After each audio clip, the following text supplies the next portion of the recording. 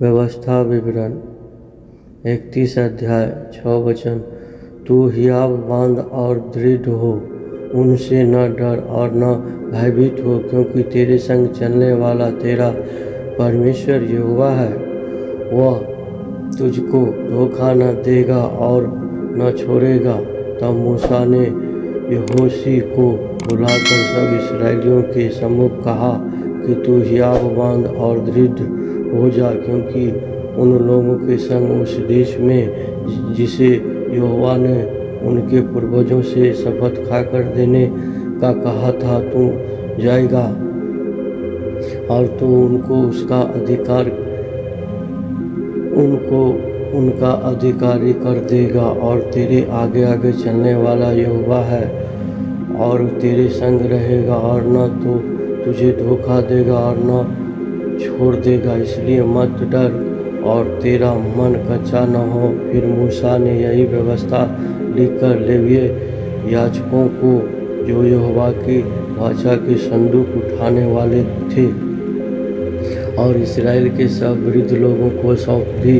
तब मूसा ने उनको आज्ञा दी कि 7 वर्ष बीतने पर, अर्थात उगाही न होने के वर्ष में, झोपड़ी वाले पर्व में, जब सब इस्राएली तेरे परमेश्वर यहोवा के उस स्थान पर जिन्हें वह चुन लेगा आकर इकट्ठे हो, तब यह व्यवस्था का इस्राएलियों को पढ़कर सुनाना। क्या पुरुष, क्या स्त्री, क्या बालक, क्या तुम्हारे फाटकों के भीतर के परदेशी, सब लोगों को इकट्ठा करना कि वे सुनकर सीखें और तुम्हारे परमेश्वर यहोवा का भय मानकर इस व्यवस्था के सारे वचनों को पालन करने में चौकसी करें। और उनके लड़के वाले जिन्होंने ये बात नहीं सुनी है, वे भी सुनकर सीखे कि तुम्हारे परमेश्वर यहोवा का भय उस समय तक मानते रहें जब तक तुम उस देश में जीवित रहो, जिनके अधिकारी होने का तुम यरदन पार जा रहे हो। फिर यहोवा ने मूसा से कहा, तेरे मरने का दिन निकट है। तू यहोशू को बुला और तुम दोनों मिलाप वाले तंबू में आकर उपस्थित हो कि मैं उसको आज्ञा दूँ। तब मूसा और यहोशू जाकर मिलाप वाले तंबू में उपस्थित हुए।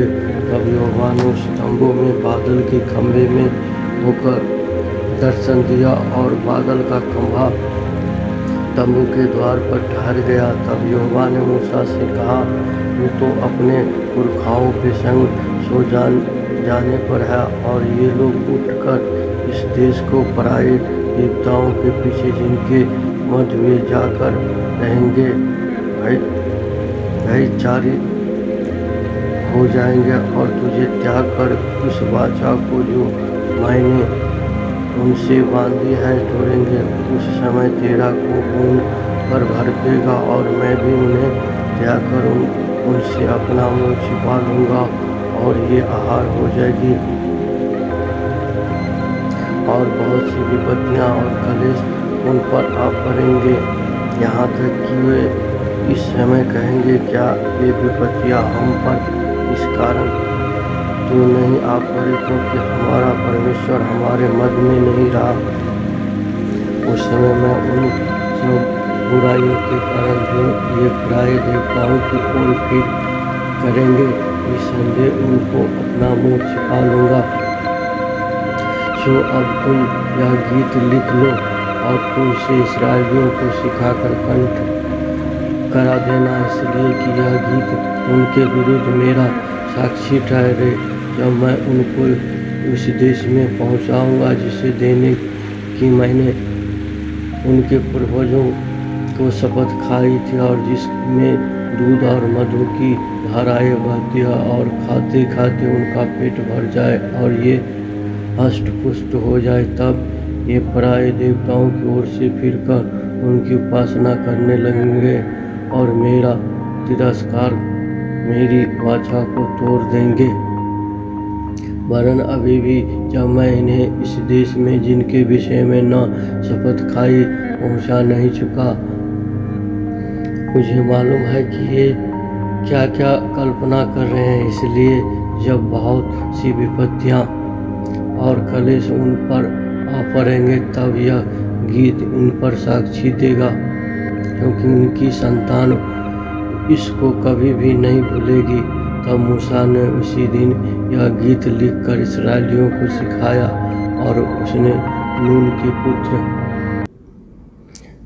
यहोशू को यह आज्ञा दी कि हियाव बांध और दृढ़ हो, क्योंकि इस्राएलियों को उस देश में जिसे उन्हें देने को मैंने उनसे शपथ खाई है तू पहुँचाएगा, और मैं आपके तेरे संग रहूँगा तेरे संग रहूँगा। तब मूसा इस व्यवस्था के वचन को आदि से अंत तक पुस्तक में लिख चुका। तब उसने यहोवा के संदूक उठाने वाले लेवियों को आज्ञा दी कि व्यवस्था की इस पुस्तक को लेकर अपने परमेश्वर यहोवा के वाचा के संदूक के पास रख दो, कि यह वहाँ तुझ पर साक्षी देती रहे, क्योंकि तेरा बलवा और हट मुझे मालूम है, क्योंकि